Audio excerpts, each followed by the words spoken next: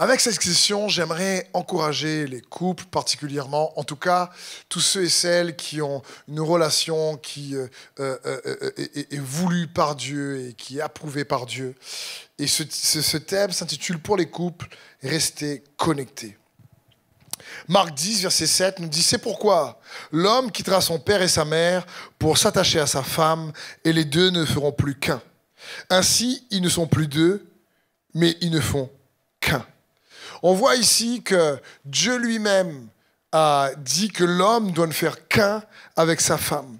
Cela paraît simple, mais en réalité, c'est pas aussi simple que ça à le démontrer. On pourrait dire oui, l'enfant, c'est le résultat de leur unité, mais Dieu parle d'une unité, pas uniquement par rapport à l'enfant, d'une unité dans les unicités de chacun.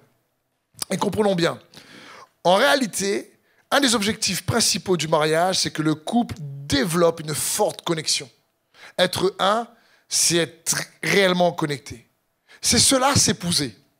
En d'autres mots, s'épouser, c'est se connecter.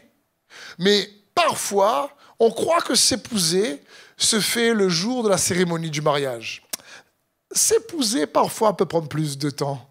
On se marie le jour du mariage, mais pour qu'un couple s'épouse l'un l'autre, comme dit les Écritures, comme le fer aiguise le fer avant de bien pouvoir s'épouser, ou comme j'aime le dire, comme le frère aiguise le frère et la sœur dans le cas du mariage bien sûr.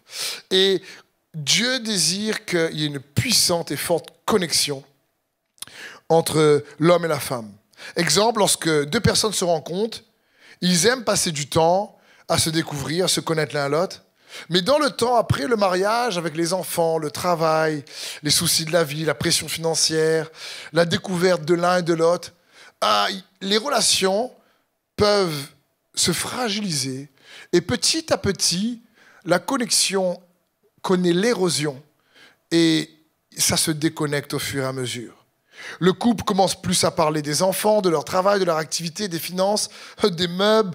Bref, ils prennent de moins en moins de temps ensemble pour parler ensemble et apprendre toujours à se découvrir de manière personnelle et intime.